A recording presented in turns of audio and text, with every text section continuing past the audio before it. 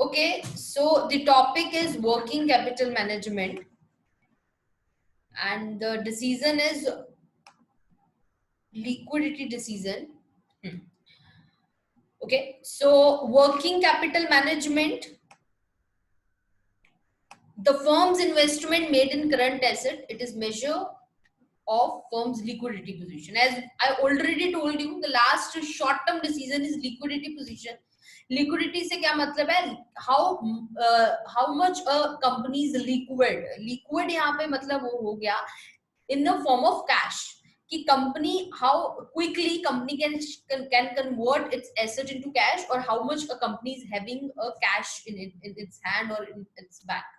So working capital means the total investment the company has done in the current asset. That is the working capital only.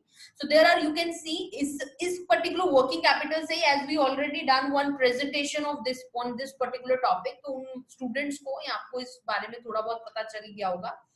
So working capital is of two, we can divide it into a two parts. Gross working capital का मतलब होगा total आपके पास कितना current asset में आपने investment किया है. That is your gross working capital.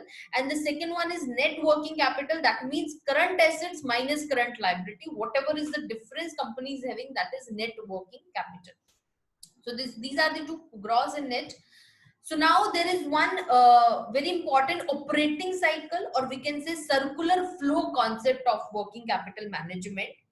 So what is that? We will see that operating cycle, but before that, as you can see the last line, that is the revolving capital or circulated capital. Working capital को हम revolving capital या circulated capital भी कहते हैं. Why? We will clear this with the help of this particular figure. You can see the first one is cash. Company के हाथ में cash है. कैश से उन्होंने रॉ मटेरियल की परचेज की. रॉ मटेरियल की परचेज हो गई तो कंपनी के पास रॉ मटेरियल आ गया. उसके बाद raw material obviously work in progress में जाएगा. वर्क इन प्रोग्रेस जब खत्म हो जाएगा, the company will get the finished goods part, वो व्हाटएवर इट कैन बी, जो उन्होंने आगे सेल करना है. So that particular thing they can sell at the stage of work in progress as well. कई बार बाय प्रोडक्ट्स या intermediate product भी cell किए जाते हैं. So उसके बाद सेल होगा. Then the sale can be of two types, cash sales and credit sale. Cash means on the spot you will get the cash, and the credit sale will be account receivable. Means आपको in future कोई जो भी company का rule होगा, that how much days they are giving to the credit sales, तो उसके बाद they will get account receivable, उनके पास आ जाएगा जितना भी उन्होंने क्रेडिट में सेल किया है. Then after that they will go with the collection of receivable, कि वो पैसा उन जिन लोगों को उन्होंने उधार पे दिया था, सामान सेल किया था, उनसे they will collect. So that is the collection of receivable. Collection of receivable किस फॉर्म में होगा? कैश फॉर्म में होगा. So now again company is having some cash in their hands. So now only we can see this thing, why we say this is a working capital or circular capital, circulated capital or revolving capital. क्योंकि फिर से cash आ गया, फिर वही process शुरू हो जाएगा, फिर कैश कन्वर्ट होगा, फिर रॉ मटेरियल आएगा, then again the process will continue. So only the process is also the capital is also known as working capital or revolving or circulated capital. इसमें पता ये चलेगा कि how easily companies funds are invested in current assets, and how fast that funds are going to give earning to the company. कितनी जल्दी वो company को पैसा वापस दे रहे हैं, कितना टाइम ये साइकिल जो है पूरा करने में लगाता है. So now there are the next topic, means the next sub part of this particular chapter is working capital financing policy. जैसे हम करते थे लॉन्ग टर्म वाले में, क्या करते थे कि फाइनेंसिंग पॉलिसीज रहती थी debt equity. Now in case of working capital, what will be the financing policy to take finance for the purpose of working capital or to purchase current assets? So there are three approaches, as you can see on your slides, on your screen. That is matching approach, conservative approach, and the last one is aggressive approach. As the name says, the first one is matching approach. So इसके नाम के accordingly कुछ matching का फंडा होना चाहिए यहाँ पे. So we will see what is that the process of matching maturities of debt with the maturities of financial needs. What it means कि देखिए आपने लोन लिया है, अगर फॉर एग्जांपल शॉर्ट टर्म की बात कर रही हूँ, आपने लोन लिया 1 साल के लिए, और जिस भी पर्टिकुलर चीज में आपने लगाया, in case of business project में आपने लगाया, and if that project will start, मतलब जो हमने रिवॉल्विंग साइकिल देखा अभी, if that project will start giving you the earnings within 1 year, then that loan time period is very good. मतलब वो मैच कर गया, मतलब आपको वो लोन की रीपेमेंट जब होनी है एग्जैक्ट मनी की, उस टाइम पे आपको वो पैसा आपके हाथ में हो उस लोन को कवर करने का। But if that is not the case, आपने लोन ले लिया 6 महीने का और आपका जो पैसा वो प्रोजेक्ट कमा के देने वाला है वो 7, 8 और 9 मंथ बाद देने वाला है। सो इट मीन्स अगर वो 9 मंथ बाद पैसा देगा तो आपको तो अपने जिससे आपने पैसा उठाया था उसको तो आपको पहले देना है। So that is the case over here, whenever the company is going to finance for working capital, there should be a particular matching, possible matching, that whatever you are financing and the time limit is there, you have to see your circular, your cycle as well कि कितनी जल्दी आपको पैसा वापस मिलेगा। Then the one point given over here is the permanent WC is working capital. The permanent working capital requirement should be financed with the funds from long term sources. मतलब अगर तो आपको कुछ ऐसी, जैसे फॉर एग्जांपल आपके पास employees हैं, 50 employees काम करते हैं, तो 50 एम्प्लॉइज में से कंपनी को पता है कि 10 एम्प्लॉय या यू कैन से 25 एम्प्लॉइज उनको रेगुलर बेसिस पे चाहिए, उसके ऊपर के जो एम्प्लॉइज है after 25, that depends upon the particular day कि कितना उनको चाहिए। So in that case 25 or that type of जिनको आपको रोज की वेजेस देनी ही पड़ेगी। So that is the kind of concept over here. कुछ एसेट्स ऐसी होंगी करंट एसेट्स में भी या कुछ ऐसा पैसा आपको चाहिए होगा जो आपको परमानेंट टाइप ऑफ है, and the one can be temporary जो 25 के ऊपर वाला है। So what this matching approach is saying कि वो जो परमानेंट है, company should finance that particular money, that much amount from the long term sources, जो हमने पढ़े थे लॉन्ग टर्म सोर्सेज क्या होते हैं, एंड द टेम्पररी और सीजनल डिमांड्स जो आ रही हैं उनको शॉर्ट टर्म से उठाया जाए। So this is the matching concept according to working capital financing. Second one is conservative approach. Conservative में हम क्या करते हैं, कंजर्वेटिव में हम क्या करते हैं, the entire estimated investments in current asset should be financed from long term sources and the short term sources should be used only for emergency requirement. कि लॉन्ग टर्म में क्या होता है कि आपने 10 साल का अगर लोन उठा लिया है तो आपको 10 साल तक सोचने की ज्यादा जरूरत नहीं, अकॉर्डिंग टू कंपनीज पर्सपेक्टिव, तो आप थोड़ा सा सेफ फील करोगे। कंजर्वेटिव में वही थोड़ा कंजर्व होके वो कर रहे हैं कि आपको जितनी भी current asset they are saying आपको चाहिए, सारी की सारी आप लॉन्ग टर्म सोर्सेज से फाइनेंस करिए, और कुछ इमरजेंसी वाली रिक्वायरमेंट जो कंपनी के सामने आ रही है, company should only go with the short term sources for that emergency requirement. Other than that आप करंट एसेट्स को सारी को लॉन्ग टर्म से करिए। This is the conservative approach. Third one is aggressive approach. Aggressive आपने देखा होगा stock market में भी ये बहुत वर्ड यूज होता है। What is aggressive now, the entire estimated requirement of current assets should be financed from short term sources and even a part of fixed asset investment to be financed from short term sources. ज्यादा देर का loan उठाओगे तो ज्यादा interest देना पड़ेगा, ज्यादा risk भी cover होगा उसमें। शॉर्ट टर्म उठाओगे तो रेट ऑफ इंटरेस्ट भी आपको कम देना पड़ेगा। So that they are saying कि उसने क्या कहा सेकंड वाले ने कि आप करंट एसेट्स जो हैं उनको शॉर्ट टर्म से ही उठाइए, जो सेकंड वाला था आपका कंजर्वेटिव। एक मिनट, कौन है, हाँ।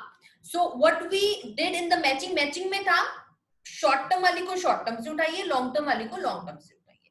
कंजर्वेटिव में हमने किया कि करंट एसेट को लॉन्ग टर्म से उठाओ, शॉर्ट टर्म जो इमरजेंसी वाली है उनको शॉर्ट टर्म से उठाइए। लेकिन एग्रेसिव क्या कह रहा है, करंट को तो तुम लॉन्ग टर्म से उठाओ ही उठाओ, मतलब जो करंट एसेट्स हैं उनको तो शॉर्ट टर्म से उठाओ, बल्कि fixed asset that should be financed from the long term only, उनको भी तुम शॉर्ट टर्म से उठाओ। सो that is the aggressive approach over here, कि उससे आपको क्या पड़े, कम कॉस्टली पड़े, ज्यादा प्रॉफिट हो कंपनी को। So aggressive approach is fixed asset को भी आप शॉर्ट टर्म से उठा लीजिए। So this is the aggressive approach. एक बार दोबारा रिपीट कर देती हूँ। मैचिंग में था proper matching should be there, conservative में था कि आपका करंट एसेट जो है उसको लॉन्ग टर्म से करिए और इमरजेंसी वाली को शॉर्ट टर्म से करिए। एग्रेसिव है करंट को तो शॉर्ट टर्म से करना ही है हमने, लेकिन फिक्स्ड एसेट्स को भी शॉर्ट टर्म से उठा लीजिए। This is the aggressive one. So now estimation of working capital requirement. There are 4 steps for estimation of working capital requirement. कैसे सर्टन करेंगे कि कितना पैसा चाहिए आपको वर्किंग कैपिटल के लिए. So first is सबसे पहले मैम हाँ जी जितेंद्र. ये शॉर्ट टर्म में जो आप बोल रही है क्या कहते हैं कंजर्वेटिव में, वो भी इमरजेंसी. जितेंद्र रिकॉर्डिंग चल रहा है, बाद में भूल जाएंगे क्वेश्चन. हाँ. So step 1 is there, determining the duration of blockage of funds. This gives the time period for which the money will be tied up in the various components of operating cycle. जो हमने वो cycle पढ़ा कि cash आया, फिर raw material खरीदा, फिर raw material आ गया आपके पास, फिर वर्क इन प्रोग्रेस, फिर फिनिश गुड्स, फिर उसके बाद आपका फिनिश गुड्स के बाद वो सेल होने के लिए जाएगा, अकाउंट रिसीवेबल, फिर कलेक्शन होगी, फिर कैश आ जाएगा.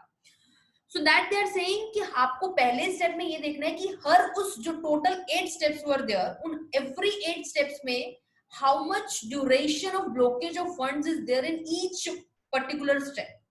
उसके accordingly they will get a time period कि कितना उनको टाइम लगता है, कितनी देर के लिए एक पर्टिकुलर टाइम पे उनको पैसा चाहिए, और accordingly they can see it that it how easily they are converting the particular thing. So that is the conversion period. Second one is they will give to each component weights. जैसे हमने weighted average cost of capital में किया था कि हर different component को weight दे दिया जाएगा. उसके बाद क्या होगा, weighted operating cycle की calculation होगी, और उसके बाद जो है there is one formula is given over there. We are not going to calculate that practically, but we can just check it that how we can calculate working capital requirement. That is sale per day कितना हो रहा है, multiply कर देंगे जो step 3 में हमारे पास information आई है, प्लस कैश बैलेंस कितना उनको रिक्वायर्ड है in hand. So that is the formula to calculate working capital. Sorry, that is the formula to calculate working capital requirement by the company. So again, operating cycle is given over here. Why? Because now we are going to calculate working capital management. हमने क्या है, working capital को manage करना है. हमें पता चल गया वर्किंग कैपिटल क्या होता है, डे टू डे काम के लिए जो कंपनी को पैसा चाहिए है उसके लिए वो वर्किंग कैपिटल एक तरीके से बना के रखते हैं. So now in that working capital the word is there management, कि उसकी मैनेजमेंट करनी है. अब उसमें इस पूरे जो ऑपरेटिंग साइकिल आपको नजर आ रहा है, इसमें 3 चीजों की हमें मैनेजमेंट करनी पड़ेगी, बिकॉज इस पूरे सर्कल में 3 चीजें ही है. What is that? First is the company has to do the cash management, very important. Second one, the company has to do inventory management. Inventory क्या है? Stock management. वो भी आपका working capital में आ जाता है. Last one, the third one is the company has to do the receivable management. That is the last one. जब अपने जिनको क्रेडिट पे चीजें बेची हैं उनसे जो पैसा आपको वापस मिलेगा. So there are 3 types of management we are going to do over here. That is inventory management, receivable management, and cash management. Inventory management, as I told you, inventory management हो गया. इसमें कंपनी ने देखना है कि company को कितना inventory चाहिए. इन्वेंट्री मुझे लगता है सब स्टूडेंट्स को पता होगा, फिर भी बता देते हैं कि कंपनी को स्टॉक कितना चाहिए, जो भी कंपनी प्रोड्यूस कर रही है उसके लिए रॉ मटेरियल कितना चाहिए. सो वर्क इन प्रोग्रेस कितना चाहिए, फिनिश गुड्स कितना होना चाहिए, मतलब in case of the company is having this type of calculation as well. तो आपने ये चीज पढ़ा भी होगा, किसी production and control management type of कुछ सब्जेक्ट होता था, और ऑपरेशन में भी ये चीज पढ़ी होगी, इन्वेंट्री के रिगार्डिंग पर्टिकुलर चैप्टर होता है वहां पे. दैट वहां पे एक प्रॉपर जो मैंने अपने टाइम पे किया था, एक प्रॉपर मेथड होता है जो कंपनीज करती हैं. आजकल तो डिजिटल होगा मेरे अकॉर्डिंगली, टेक्नोलॉजी वाइज होगा. उसमें क्या होता है कि एक आपने मिनिमम लेवल फिक्स कर दिया. मेरे टाइम पे मैंने एक डायग्राम पढ़ा था that there is a one minimum level and one maximum level for inventory. मतलब अगर कंपनी का जो भी लेवल है, फॉर एग्जांपल कंपनी का मिनिमम लेवल है कि 1000 यूनिट से नीचे का स्टॉक कंपनी के पास होगा तो मिनिमम वो मिनिमम है, उससे नीचे नहीं होना चाहिए. मैक्सिमम में हो गया 1 लाख से ऊपर नहीं जाना चाहिए. सो that is the case. Inventory management में क्या होता था, that I am saying that can be a technology as well that might added now. What is that कि अगर तुम्हारा उस 1000 से जैसे ही नीचे जाता है मिनिमम से, या एक मिनिमम से ऊपर भी उन्होंने बना दी है, बार बना दी है कि उतना अगर हो गया, the ring will be there कि कंपनी को इंफॉर्मेशन पहुंच जाए, लाइट वहां पे चली जाए कि कंपनी इस लेवल से नीचे चली गई है. सिमिलरली मिनिमम से भी नीचे चला गया तो कंपनी डेंजर लेवल पे चली गई है. I can see that right now as well. एक ग्राफ हम होता था उस टाइम पे. सिमिलरली मैक्सिमम के केस में कि मैक्सिमम इतना हो सकता है, इससे भी ऊपर चला गया कंपनी पे. तो यही आप पहली सेकंड लाइन में देख सकते हो. It is mention over here कि ना तो इनएडिक्वेट होना चाहिए मटेरियल और ना ही आपका एक्सेसिव मटेरियल होना चाहिए. ना ही बहुत ज्यादा मटेरियल हो कंपनी के पास इन्वेंट्री और ना ही बहुत आपका कम हो. So that is the case that company has to manage in inventory management. So now here there are three motives for holding inventory. कह रहे हैं कि क्यों आपको होल्ड करके रखनी है inventory. Why there is a need to hold inventory. जब चाहिए तभी परचेज करो रॉ मटेरियल और प्रोड्यूस करो. So why there is a need to hold inventory? There are three motives to hold inventory. One is transitionary motive, then precautionary motive, then speculative motive.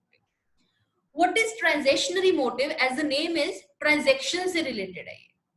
मतलब जो आप regular transaction company में कर रहे हो, अगर आपकी रेगुलर ट्रांजेक्शन होती है, रोज के रोज आपका 1 लाख यूनिट बन के सेल होने के लिए जाता है, तो वो चीज इंटरप्ट ना हो, you need inventory in hold with you.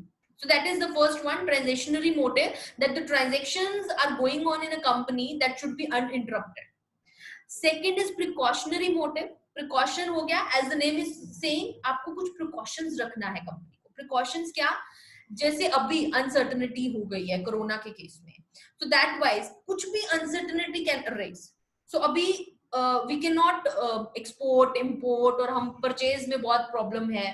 So in that case अगर कंपनी ने already इतना लंबा नहीं पता था, तो उस केस में तो चलो ये भी मोटिव उनका एक्सपायर्ड हो गया होगा, but some uncertainties are always there.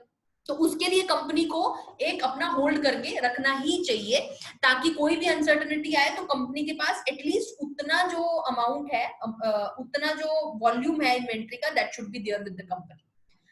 The third one is speculative motive. आपने बहुत सुना होगा, जिनको फाइनेंस में थोड़ा इंटरेस्ट है स्पेकुलेशन के रिलेटेडली. स्पेकुलेशन सट्टेबाजी वगैरह ही होती है, गैम्बलिंग एंड ऑल, जिनको थोड़ा सा अगर हम इसको एग्जैक्ट मीनिंग में बोले तो वही चीज है यहाँ पे.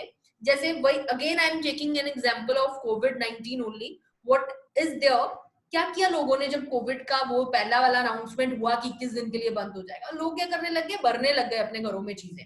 सिमिलरली कुछ सेलर्स जो थे वो भी भरने लग गए होंगे कि हम ब्लैक मार्केटिंग करेंगे. सो that is the case of third one, speculative motive, that the firm might have holding inventory in anticipation of gains, कि हम इनको ब्लैक मार्केटिंग में या अभी हम स्टॉक रख लेते हैं क्योंकि बाकी लोग तो बेच नहीं पाएंगे या जो भी उनकी परसेप्शन होगी, तो हमें फ्यूचर में ज्यादा पैसा मिलेगा. So these can be the three motives to hold inventory. One is transaction interrupt ना हो, सेकेंड प्रिकॉशंस रख के चलना है अनसर्टनिटी इन फ्यूचर के रिगार्डिंग, और third one is speculative motive. कई कंपनीज का हो सकता है कि फ्यूचर में अगर ये चीज हमें, या it can be like this also, कि फ्यूचर में कहीं प्राइस ना चीज का बढ़ जाए रॉ मटेरियल का, तो इसलिए मैं अभी ज्यादा खरीद लेते हैं. So that is the case. So second one is, this was the inventory management. Second one is receivable management. So receivable, as I think you already aware what is receivable management. आपने जो उधार पे cell कर दी है, अब वो होते हैं आपके अकाउंट रिसीवेबल्स, और आपको उनसे पैसे अब लेने हैं वापस. तो उनकी अब कैसे मैनेजमेंट करोगे? ऑब्वियसली एक कंपनी अगर क्रेडिट पे चीजें बेच रही है, किसी नॉर्मल शॉपकीपर के पास भी आप चले जाते हो तो वो भी पर्सन आपको एक टाइम पीरियड देगा कि हाँ आप ये चीज ले जाइए and you will give me money within this time period. Similarly company should also have ये must have this particular parameter कि कितनी क्रेडिट का टाइम पीरियड आपने कंपनी को देना है, customers को देना है. So that is over here that the receivable represent the value of unpaid customers invoices. The management and control assume importance as they constitute a sizable portion of a firm's asset. तो आपको इस चीज की proper management की जरूरत है. आपको means company को इसको प्रॉपर मैनेज करना, क्योंकि बहुत ज्यादा पोर्शन जो है, ज्यादातर जो डीलिंग है वो क्रेडिट में ही चलती है. So very huge portion of your firm's assets are there only in a credit form with your that type of customers जिन्होंने अभी तक पैसा पे नहीं किया है. So in that case, in case of receivable management, जैसे मैंने inventory management में बताया कि एक particular ऐसी technology they company have. So similarly in case of this, company को proper credit policy बनानी पड़ेगी. What is credit policy now? Influences the sales, investment level, bad debts losses and collection losses. मतलब इससे ये भी हो जाएगा, अगर कोई कंपनी फॉर एग्जांपल क्रेडिट में चीज नहीं बेचती, कोई shopkeeper if he is not selling at in credit 1, तो कहीं ना कहीं उसकी सेल कम होगी एज कंपेयर टू जो क्रेडिट में भी देता है. सिमिलरली ज्यादातर कंपनीज में आई टोल्ड यू कि लोन या क्रेडिट पे डील्स होती हैं, सो दे आर सेइंग उससे क्या होगा, ऑब्वियसली सेल्स का आपका हाइक होता है. So that is the point over here कि आपको क्रेडिट पॉलिसी उसके अकॉर्डिंग बनानी पड़ेगी, जिसमें आपको अपना सेल्स को भी ध्यान में रखना पड़ेगा. आपको कितना, क्योंकि आप क्रेडिट पे बेच रहे हो, तो जब दोबारा आपका कैश वाला साइकिल शुरू होना है, तब अगर आपके कुछ लोगों ने आपको पैसा वापस नहीं किया है, तो आपके पास कहाँ से पैसा आएगा. That should be there in your mind. Similarly कुछ बैड डेट लॉसेस होने वाले हैं, वो भी आपको पता होना चाहिए कि इसकी कैसे आपने इसका प्रोविजन क्रिएट करना है. कलेक्शन के टाइम पे भी कॉस्ट पड़ेगी, उसको बेचते टाइम कैसे ऐड ऑन करना है कस्टमर की पर्टिकुलर एक्सपेंडिचर में. so that everything should be there. And in credit policy there are three constituents, you can say particular constructs, that is credit terms, one is credit standard and one is collection efforts. What is that? One is credit term कि कितने time के लिए उधार है, that is credit है, कितना time period देना है, 1 महीना देना है, 60 दिन देने हैं, 45 days देने हैं, how many days. Second one, credit standards कि क्या उसके proper standards हैं, that should be maintained by the company. Collection efforts, that should be there by the company. So this is about the receivable management. The third one is, and the last one is cash management, which is the most important one. Cash का मतलब है चाहे जो company के उस time company के पास in form of cash पैसा पड़ा हुआ है, या कंपनी के बैंक अकाउंट में जो पैसा पड़ा हुआ है, that is all for cash only. So maximizing cash availability with simultaneously minimizing idle cash in trust of cash management. देखिए दोनों चीजें कॉन्ट्राडिक्टरी हैं कि आपको कैश को ज्यादा से ज्यादा अपने पास होना चाहिए, तभी पता चलता है कंपनी कितनी लिक्विडिटी पोजीशन कैसी है. सो दे आर सेइंग कंपनी जो है ज्यादा से ज्यादा कैश अवेलेबिलिटी होना चाहिए, और साथ ही साथ मिनिमाइजिंग द आइडल कैश, फालतू का कैश भी नहीं होना चाहिए कंपनी के पास. So this is these are the two main points over here, that company should have maximum availability of cash with them, and similarly idle cash should not be there. That is the case of cash management. So this is the case of cash management. Again, why there is a need to hold cash?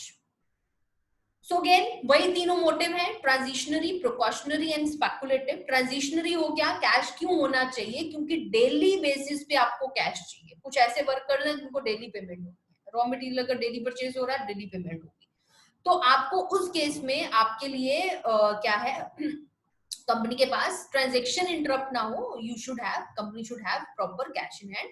Precautionary हो गया, lack of perfect synchronization between inflows and outflow necessitates that business keep some buffer cash to tide over crisis situation. वही वाली point है, बस इसमें cash add कर दिया है कि कुछ क्राइसिस सिचुएशन भी हो सकती है, तो उसके लिए कंपनी को इनफ्लो और आउटफ्लो जो है वो आपका सेम होता है. उसके अलावा भी कंपनी को कुछ बफर में कैश रख लेना चाहिए. They are saying this precautionary motive. And speculative क्या हो गया, वही चीज आ गया दोबारा से, cash may be held by some business to make some speculative earning. Although for a non-speculative business, either it is non-speculative business, holding of a cash with a speculative motive is not a genuine motive. कह रहे हैं कि speculative motive कि हम चलो cash अपने पास रखें, हो सकता है कि दुनिया में कैश भी खत्म हो जाए या कुछ भी, they can do something else as with cash as well. So but here the last line is, this is not a genuine motive, ऐसा this is not a good motive if the company is having this. So now एक minute.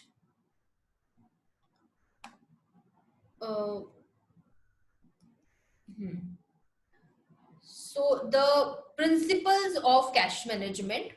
The key objective of cash management is to ensure that sufficient cash is available to finance day-to-day operation, while at the same time idle cash must be managed. This is the principle of cash management. What is the principle of cash management? वही जो first line हमने की है कि sufficient cash should be there so that the day to day operation should be run by the company without any interruption. But with the same time, company should also manage this thing that there should be no idle funds with company. वो कम से कम होना चाहिए. So you can see this is the case collection and disbursement management in which we can see procurement of input of cash. पहला आप देख सकते हो जिसमें लिखा है cash कहाँ से आएगा, that is procurement of input of cash. And second one is obviously cash आ गया तो आप अब प्रोडक्शन उससे करेंगे. एक minute.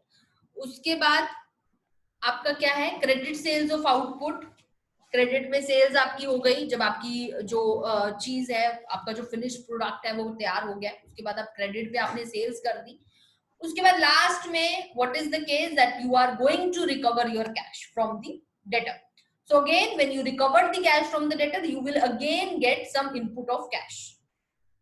So that is the case. एक आप यहाँ पे देख सकते हैं आउटपुट प्रोड्यूस्ड के बाद एक और लेफ्ट साइड पे एरो है that is showing that cash sales of output means again I already told you there can be two types of cash sales or credit sales.